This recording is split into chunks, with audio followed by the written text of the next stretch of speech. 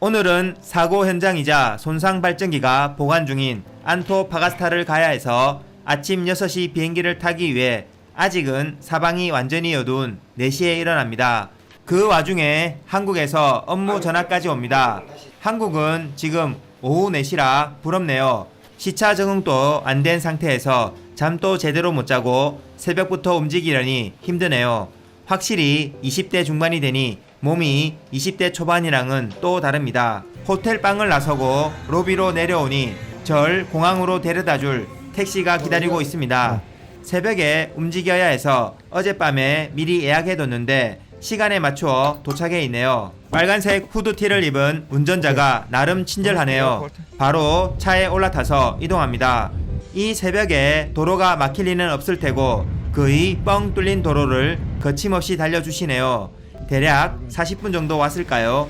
어느새 칠레 국내선 공항 터미널에 도착합니다. 택시기사가 터미널 입구에 맞게 내려주네요. 새벽이라 걱정했는데 잘 도착했습니다. 터미널 안으로 이동하는데 새벽이긴 하지만 사람들이 제법 많습니다. 칠레는 남북으로 워낙 길어서 국내 이동에도 항공편이 많이 이용되긴 하겠네요.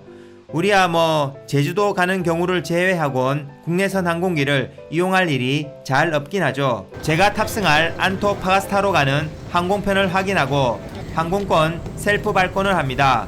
셀프 발권 방식은 대부분 비슷해서 어렵지 않게 발권합니다.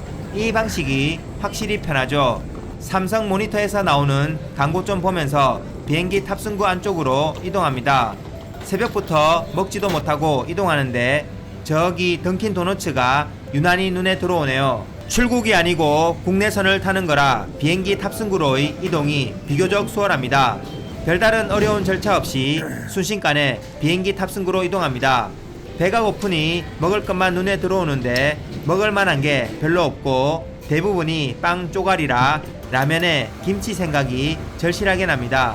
컵라면이라도 좀 챙겨왔어야 하는데 아쉽네요. 저기 제가 탈 비행기가 보이고 탑승구 앞에는 이미 많은 사람들이 도착해 있습니다. 배는 고픈데 몸은 무겁고 잠은 깨지 않은 상태라 의자에 누워서 탑승을 기다립니다. 이번 해외 출장은 멀기도 하지만 계속 장소 이동을 해야 해서 더 힘든 것 같네요. 곧 탑승 시간이 되어 탑승구를 지나 비행기로 이동합니다. 이른 아침 시간이긴 하지만 사람들이 제법 많더니 역시 비행기가 거의 만석이네요. 국내선이라 비행기가 작은 탓도 있겠지만 만석이라 비행기가 더 좁게 느껴지기도 합니다. 비행시간이 길지 않긴 하지만 그럼에도 제공되는 간식이 너무 간단하기는 하네요. 언제나처럼 멍청해진 상태로 아무 생각 없이 멍 때리다 보니 어느새 2시간 정도를 비행해서 안토파가스타에 도착합니다. 2시간 정도도 살짝 지겹기는 하네요. 사람들이 한 명, 2명 내리고 저도 그 사이에 끼어 내려서 공항 터미널로 이동합니다. 처음 마주한 안토파가스타 공항은 지방 공항답게 작은 규모의 약간 오래된 느낌입니다. 제법 많은 사람들이 보이는데 저는 붙인 짐이 없어서 빠르게 터미널을 벗어납니다.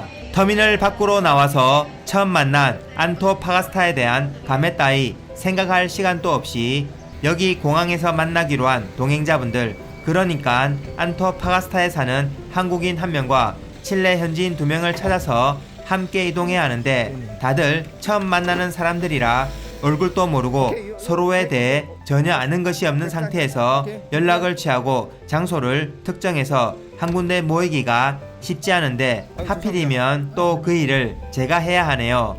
어쨌든 함께 동행할 4명이 한자리에 모여서 여기 사는 한국인 분이 준비해온 차로 손상 화물이 보관 중인 장소와 사고가 발생한 장소로 이동합니다. 지구를 반바퀴 돌아와서 만난 이런 어색하지만 새로운 만남은 항상 반갑고 신선하죠. 공항 주차장의 요금소 앞에서 차가 좀 밀리고 그곳을 벗어나자 편도 2차선 도로가 지평선 저 끝까지 연결되어 있을 것처럼 시원하게 뻥 뚫려 있습니다.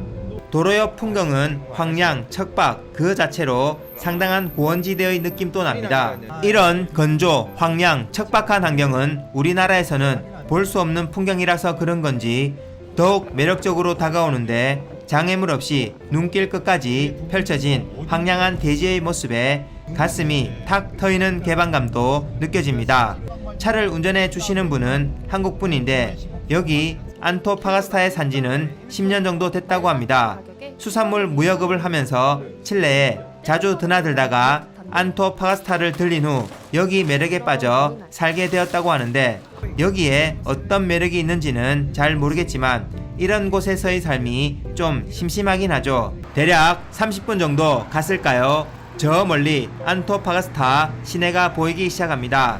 해변을 끼고 있는 도시라 도로 옆으로 바다를 두고 함께 달리는데 저 앞 바다 건너 태평양의 반대편 저쪽 끝 어딘가쯤에 한국이 있겠네요. 자동차에 기름을 채우러 주유소에 잠시 들리는데 휘발유가 리터당 2,000원 정도라 정말 비싸다는 느낌입니다. 칠레 소득과 비교해보면 아예 차를 가지면 안 될 듯 하네요. 주유하는 동안 유리를 닦아주는데 공식적으로는 무료이지만 팁 정도 준다고 하네요. 그렇다면 실제 거의 유료 서비스라고 봐도 될 듯한데 팁이 아주 작은 금액이긴 합니다. 도시 입구 정도에 크리스마스 트리가 설치되어 있습니다. 크리스마스가 멀지 않았죠. 본격적으로 집이며 상가 등 건물들이 보이기 시작하는데 뭔가 좀 전반적으로 우중충한 느낌이긴 합니다. 날씨마저 흐리니 더욱 우중충하게 보일 수도 있겠네요. 도심 같은 곳으로 들어가나 봅니다. 차가 조금씩 밀리면서 저 앞으로 큰 건물이 보이는데 여기에서 거의 유일하게 제대로 된 숙박업소인 힐튼 호텔이라고 하네요. 저도 오늘은 저기에서 숙박을 해야 해서 반갑기도 합니다. 사고 화물은 여기 근처의 안토파가스타 항에서 트럭에 적재되어 여기 마을을 지나서 마을 뒤편으로 해서 안데스 산맥 어딘가의 아르헨티나의 여모까지 연결된 도로를 따라 한참을 가다가 고개를 오르는 커브길에서 옆으로 쓰러지면서 발생하여 우리도 마을을 지나서 안데스 산맥으로 이어진 마을 뒤편으로 난 길을 따라 이동합니다. 마을의 전체적인 분위기가 뭔가 좀 우중충한데 거기에 날씨까지 흐려 더 우중충한 느낌입니다. 거리의 담벼락마다 벽화도 그려져 있는데 분위기를 밝게 한다기보다 더욱 낡고 쇠락한 이미지를 강조해주는 듯한 그런 느낌입니다. 우리나라의 강원도 태백이나 사북, 고안 등의 몇몇 마을에서도 이런 느낌 받은 적 있는데 꼭 이제는 쇠퇴해버린 광산 마을에 온 듯한 그런 느낌입니다. 마실 것을 사러 가게 같은 데 들렀는데 꼭 시골 슈퍼, 소위 전빵 같은 느낌이네요. 갈 길이 멀긴 한데 이번 영상은 이쯤에서 마무리하고 손상화물 확인 등의 업무는 다음 영상에서 계속 나누도록 하겠습니다. 시청해주신 모든 분들께 감사 말씀드리며 다음 영상에서 또 뵙겠습니다. 감사합니다.